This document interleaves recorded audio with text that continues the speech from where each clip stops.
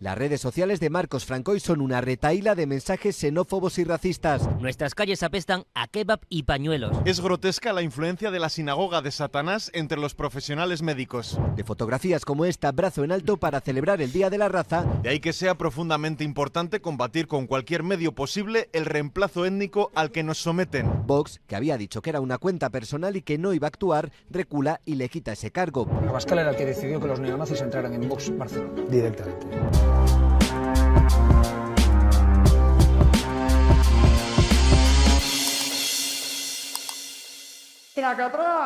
Bueno, vamos a ver un caso increíble, pero cierto, que se trata de la expulsión de un asesor de Vox en la Asamblea de Aragón, el Parlamento aragonés, por nazi. Sí, así como lo escucháis, por hacer publicaciones nazi.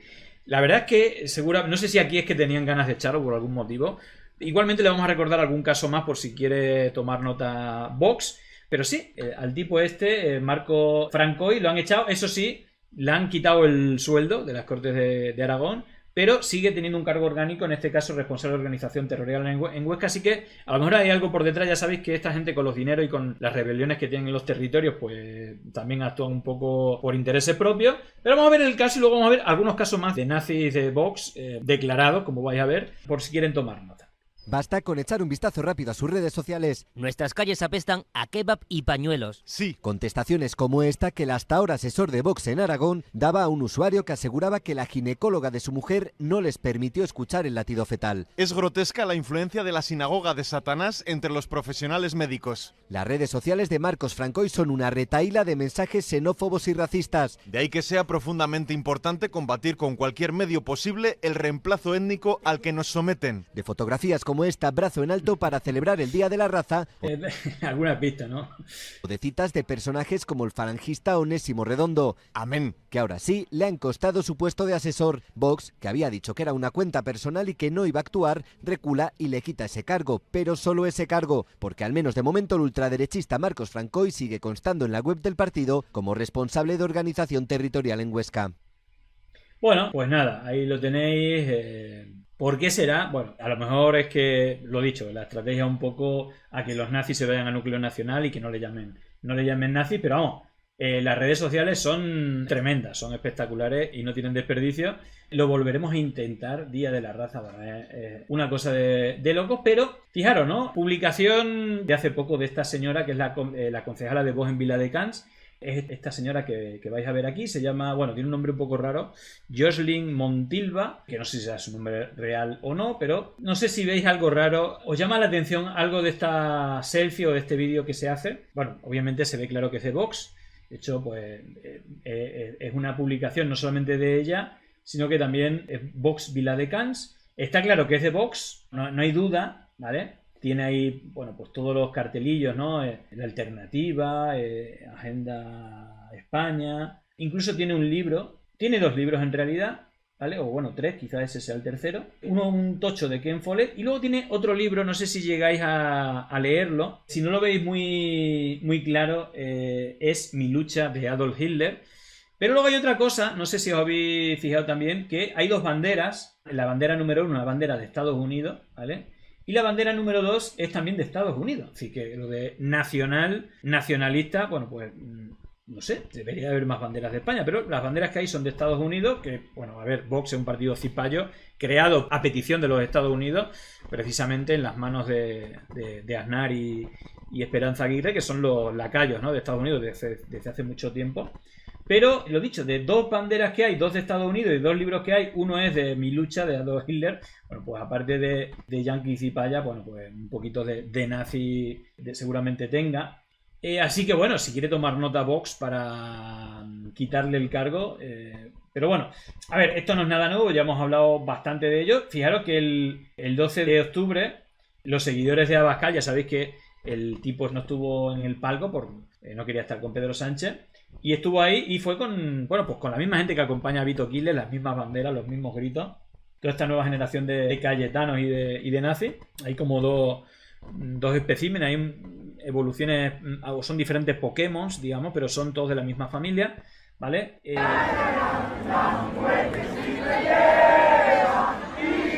Se encuentran cómodos ahí, realmente.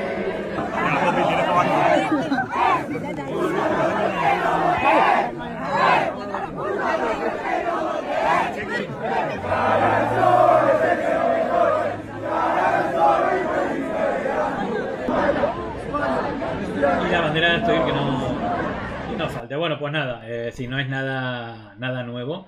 Y el tema que os decía, que también los láteres, precisamente hablando de Astoir, el otro día ponía un programa muy interesante que hicieron especial Fosas, Radio Televisión Española, y me responde un tipo que dice: mentira, no fue un levantamiento militar sino popular. Desde primera hora participaron los carlistas, ¿no? En la intro de este programa veis lo del requete. ¡Viva el requete! Bueno, pues eso, los del requete, ¿no? La parte ultracatólica que ya estaban en el bando golpista de Franco. Es llamativo porque el tipo este, claro, luego lo miro y digo, hostia, ¿religión o muerte? ¿Quién es este tipo? Y es el abogado de Astoir, ¿vale? Ya sabéis que, bueno, pues tiene, obviamente, sus vínculos no solamente con el franquismo, sino también con Vox, ¿no? Esta asociación tapedera del Yunque, que, bueno, pues una organización cristofascista y franquista.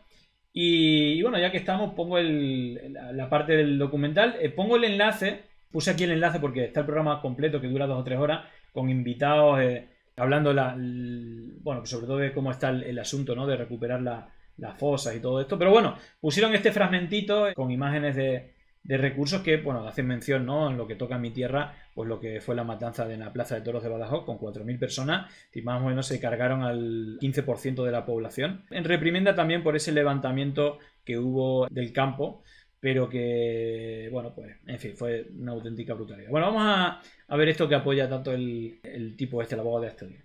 La patria había ido deslizándose por una trágica pendiente hasta poner en entredicho su propio mero no ser como nación civilizada. La propaganda de la dictadura no escatimó en elogios. Para el nodo, los soldados sublevados del norte de África no fueron otra cosa que los salvadores de un país a la... Ahí los moros no le parecían tan mal, ¿no? Cuando acompañaron no sé cuántas tropas moras había, pero eran miles. Ahí no eran moros malos, eran moros buenos. Deriva, el golpe contra la República estaba en marcha y Melilla bajo control.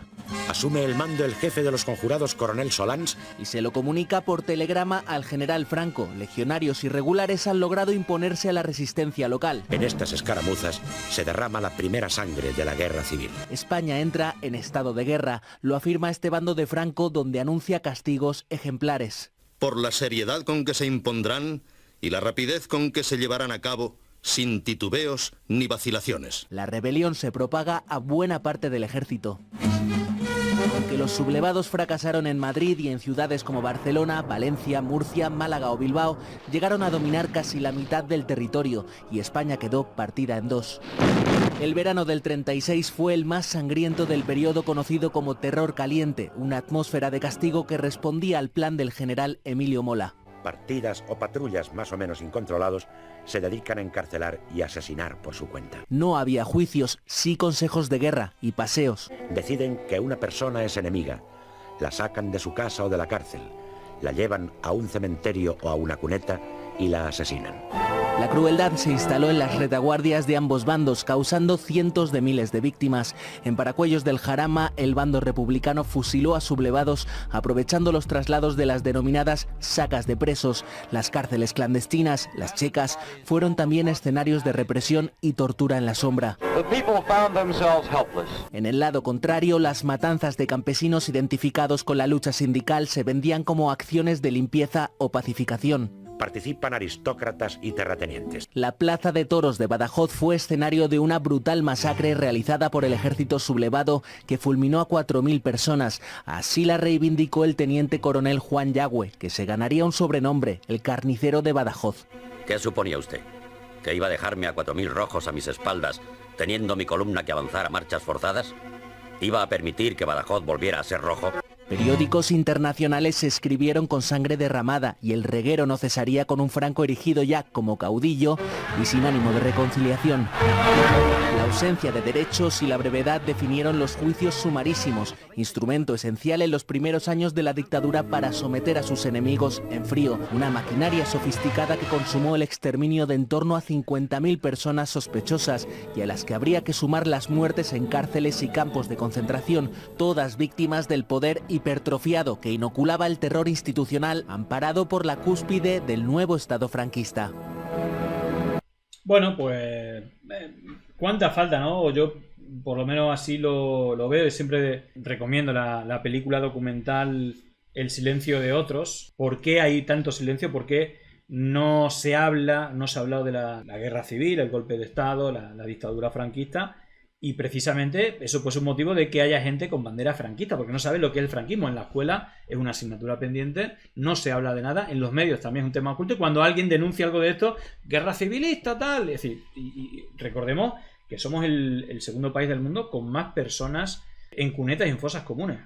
Es decir, es una cosa de loco, es una anomalía democrática, y que, bueno, pues se acordó obviamente por los franquistas, bueno, perdonamos la vida, pero de esto no se vuelve a hablar. Y bueno, pues se aceptó, así fue la transición y obviamente estamos en la que estamos, ¿no? Fijaros porque ayer corría el bulo, no solamente Vox, bueno, la verdad es que esta señora es que no sabe del PP, es del mismo partido que Vox y al final son todos del mismo entorno y obviamente no tienen muy poco de democrático, de todo el entorno de Dallas Network. Bueno, decía que ayer precisamente corrió como la pólvora que había muerto Tejero, parece que está grave, pero no murió. Y fijaros el tuit de esta señora que luego borró, un poco al hilo de lo que hemos visto. Así que esta gente de la batalla cultural, pues, por más que vayan de demócrata, pues son todo lo contrario. Fijaros, la democracia española ha sufrido 2 golpes de Estado, 1981 y 2017. Ha muerto el autor del primero. Muere a los 93 años el teniente coronel Antonio Tejero, autor del golpe de Estado en 1981. Bueno, aparte de la participación, es decir, esto fue organizado por Juan Carlos I, por el rey, que es el ídolo de esta señora. Bueno, pues la reflexión que hace aquí Óscar Puente, pues la comparto. Dice, lo borró. De su mensaje se deducen para mí 2 reflexiones. Lo de 1936 no lo consideran golpe de Estado. Y el de 2017, que fue unas elecciones ganadas democráticamente, es decir, está diciendo que fue más golpe de Estado que Pedro Sánchez ganara unas elecciones, o a lo mejor lo dice por la moción de censura de Rajoy, no lo sé, desarrollando los artículos de reglamentario y la Constitución. Pero, por lo que sea, igual como decía Vox del peor gobierno en 80 años, diciendo que había gobernado muy bien el dictador, pues aquí vuelve a omitir este asunto, ¿no? El de 2017 solo por referirse a Puigdemont, de ahí la locura paradójica de que Jun hoy esté planteando por activa y por pasiva dar oxígeno político a esta gente. Bueno, en fin, no lo sé. Lo que sí, saliendo un poco del franquismo y el fascismo, el nazismo, vamos a lo que yo creo que sí que denomina a toda esta gente, que es el malismo o el chunguismo.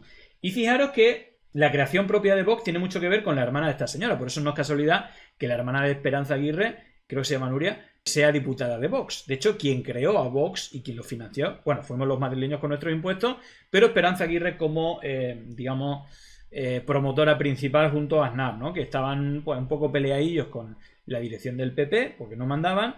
Entonces, bueno, primero crearon Ciudadanos o apoyaron a Ciudadanos, luego Vox, y bueno, pues ahí está en la retaguardia. Gente que, vamos, no sé si es fascista, pero lo que está claro que son malistas. Fijaros la brutalidad que dijo el otro día que lo analizaban en el intermedio, ¿no? Parecía una sesión más en el Congreso hasta que ella, la diputada Rocío Aguirre, ha conseguido alcanzar nuevas cotas de bajeza al tratar la violencia machista. Y no es casual, no lo es mezclar casos desde un suicidio a las víctimas de Hamás, ni lo es referirse a las asesinadas como las de la violencia de género, como si fuera una categoría inventada y no la trágica realidad, ni lo es hacerlo en un día en el que precisamente la sesión de control ha comenzado con un minuto de silencio por la última víctima de violencia machista. De hecho, ni siquiera es casual este sonido. Que son 48. Esa alargada, ese 48, en realidad quiere decir solo 48. Y da a entender que a Vox... El otro día vimos el vídeo sin el análisis del intermedio, pero es que iba a decir, solo han muerto 48 personas por violencia machista. Es decir, qué bicharraca, la hermana de Esperanza Aguirre es más chunga todavía que su hermana.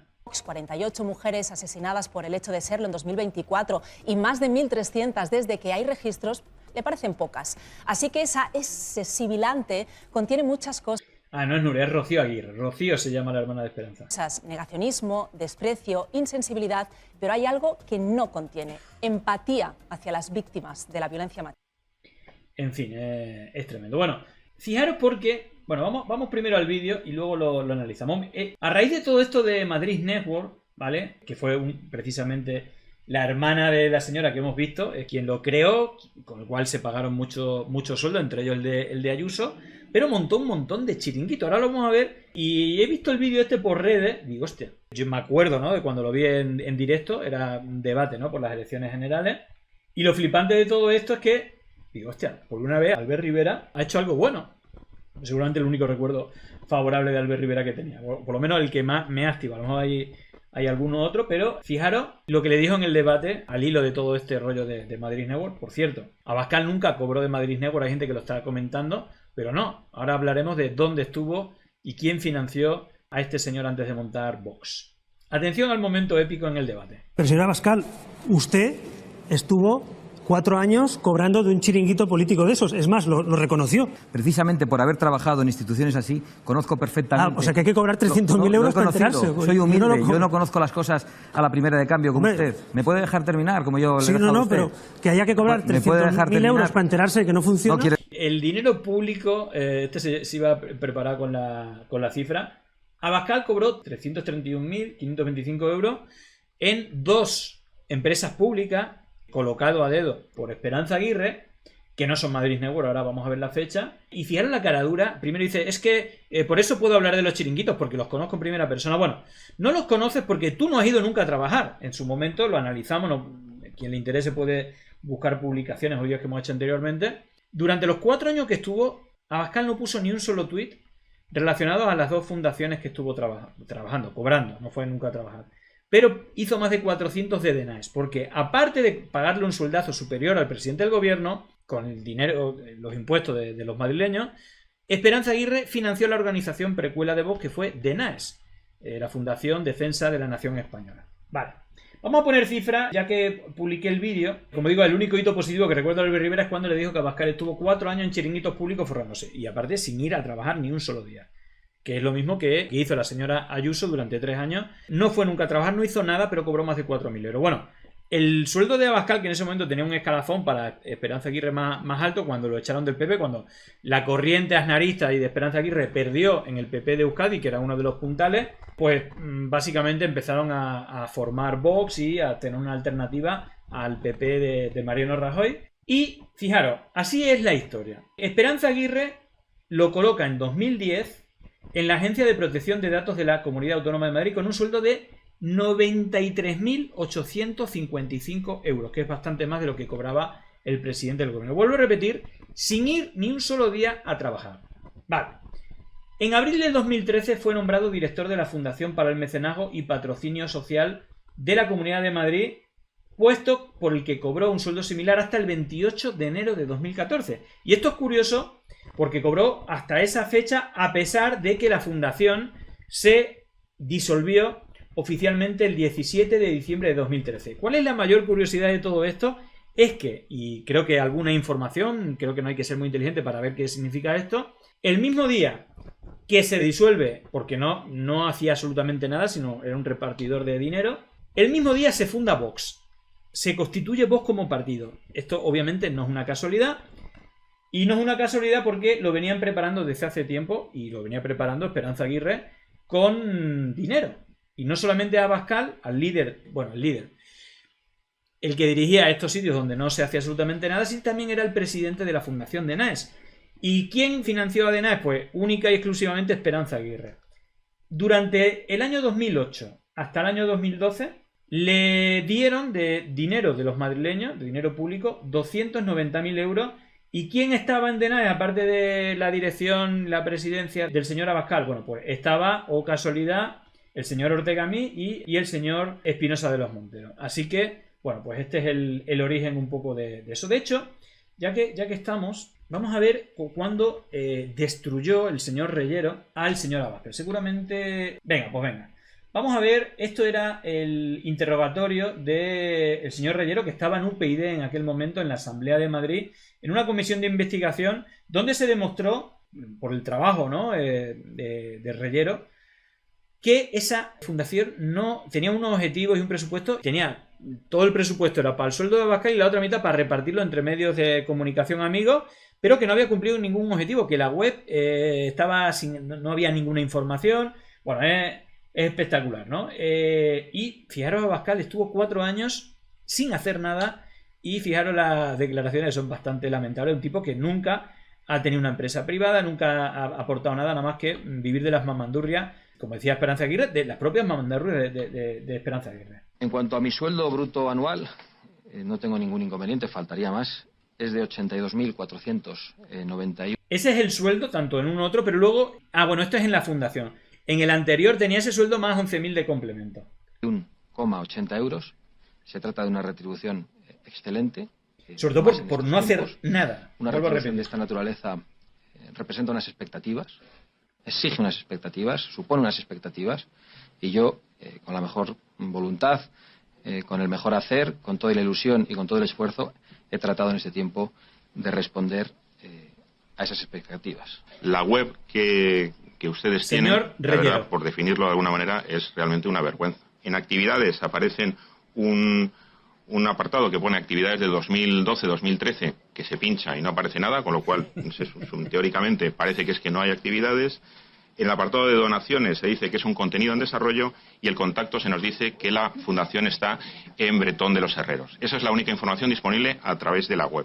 También quiero recordar, porque una vez que hemos recogido información para elaborar esta web, se gastaron nada menos que 15.600 euros allá en el año 2007, según la información que está contenida en el registro de fundaciones. La actividad más importante que realizaron el año pasado, creo que está en relación con lo que usted ha dicho, y para la que dedicaron además más dinero y más personas, fue a la promoción de la propia fundación.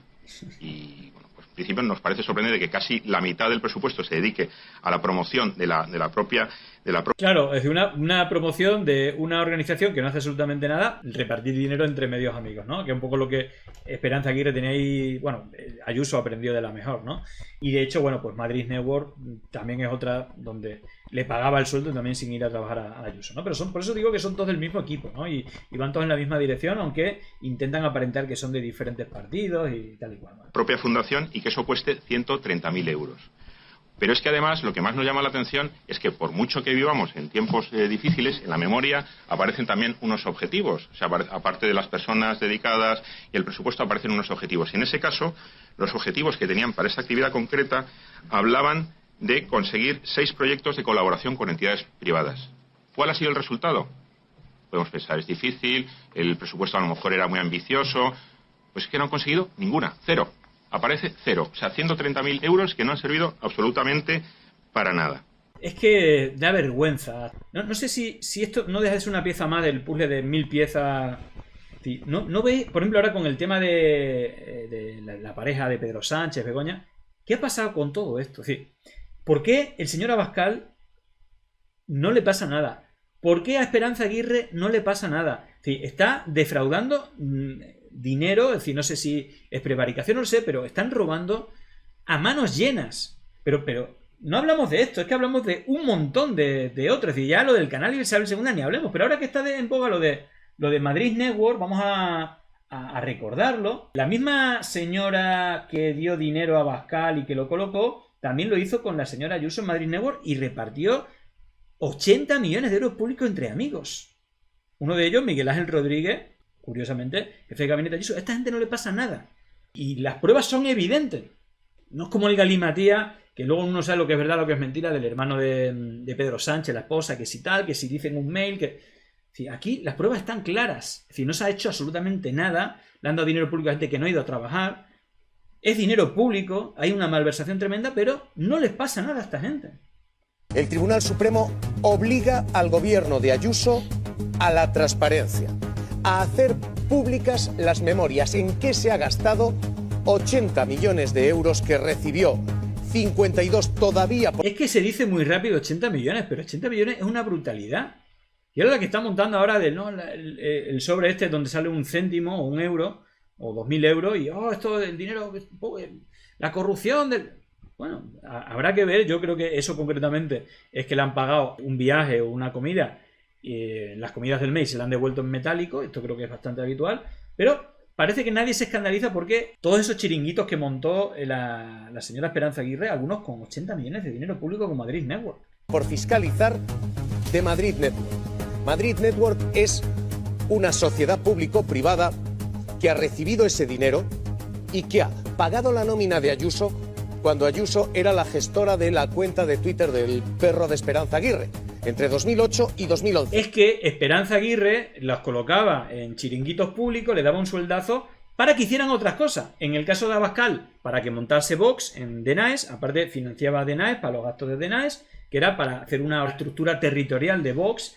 Y luego, por otra parte, está la señora Ayuso, los 3 años que fue responsable de redes sociales del PP de Madrid, cuando llevaba la cuenta de Pecas, la mascota de Esperanza Aguirre, cuando creaba cuentas falsas, incluso usando imágenes de personas fallecidas para atacar a los rivales políticos, con Alejandro de Pedro, que ese sí está condenado por crear cuentas falsas y web falsas. Bueno, es decir, la señora Ayuso, que estuvo cobrando de otro sitio público sin ir a trabajar y que lo hacía para cometer, creo que ilegalidades, por lo menos Alejandro de Pedro, que era con el que trabajaba, está en la cárcel. Bueno, hay un manto protector brutal y las pruebas son, vamos, rebosan, ¿no?, de la alfombra. Sale la mierda por la alfombra por mucho que la quieran tapar. 4.200 euros al mes. Y que le ha pagado 1,8 millones a Cristóbal Montoro. Bueno, Madrid Network es el típico chiringuito que montó uno de tantos, junto a Valmadrid, por ejemplo, que montó... Bueno, claro, es que a Valmadrid, es que esto es espectacular, es que tira uno del hilo y no termina nunca. Es que a Valmadrid le dio dinero, no sé si llegaron a millones, pero una cantidad muy elevada, a los padres de Ayuso, que no los devolvieron, y aquí no pasa nada, es de loco. Esperanza Aguirre son empresas, asociaciones opacas que no pertenecen a la médula dorsal. Bueno, y lo de canal, el que más dinero gestiona de todo esto, el canal Isabel II, que bueno, de ahí ya ojalá y algún día entren en el canal de Isabel II con lupas ahí, con linternas, a ver qué ocurre ahí, porque la cantidad de dinero que mueve eso, y viendo cómo procede la señora Esperanza Aguirre y el PP de Madrid, pues imaginaros lo peor. De lo público, que sí que está totalmente fiscalizado, son fundaciones, asociaciones privadas que reciben dinero público, pero como son privadas, pues hay mucha menos capacidad de vigilancia, y lo que se dedicaba era a recibir dinero público y a repartirlo de manera opaca, sin criterios conocidos y, como vemos, sin rendir cuentas, ¿no? Empresas cercanas, empresas amigas o las empresas que consideraron en ese momento. Lo que ha pasado aquí es que un ciudadano le preguntó a la Comunidad de Madrid: oiga, enséñeme en qué ha gastado usted los 80 millones, a quién se los ha prestado, ¿no? Y por qué no se los han devuelto, que hay 50 de ellos que los madrileños van a tener que encajar, además de los que se prestaron, encajar los intereses porque no han sido pagados. Bueno, pues la Comunidad de Madrid, presidida por Ayuso, se ha dedicado todos estos años a intentar evitar que ese ciudadano, es decir, al final la sociedad, obtenga esa información, poniendo incluso recursos judiciales que también le han costado dinero a los madrileños, porque todo esto tiene un gasto jurídico, ¿no? Así que el Supremo finalmente cierra la puerta a Díaz Ayuso y dice que tiene que dar esos resultados y tiene que explicar en qué ha gastado ese dinero público, si lo ha fiscalizado como toca o si lo va a recuperar. Una Díaz Ayuso que como asesora cobraba más de 4.000 euros de esa misma Madrid Network. Obviamente ha hecho todo lo posible Ayuso porque esto no salga a la luz, pero creo que ojalá y se fiscalice todo. Aquí ya el otro día estuvimos hablando de ello, hubo mucha gente, no, aparte la gente de Atlas Network. La gente de FAI hizo un encuentro, Madrid Network, con FAI y más de 50 personas de 18 países, todos los amigos de Aznar de la red que tiene. Y uno de ellos, que está en FAI, Morené, se llevó 1,2 millones. La persona más buscada por la justicia mexicana, Lozoya, se llevó 3 millones junto a López Madrid. Hay mucho que preguntar, aparte del Montoro, es decir, Miguel Ángel Rodríguez. Es decir, hay mucho que mirar ahí. Así que bueno, ojalá y lo miren. Bien, bueno, por terminar el tema de Vox, esto yo lo he estado viendo en redes, yo no sé si están haciendo un especial, algunas de las intervenciones sí que las he visto, pero fijaros, la gente que sale, el tema de la mafia también del dinero de Vox, que fue creado, es que es de loco. Dinero de Esperanza Aguirre para que generar Denaes, el sueldo de Abascal.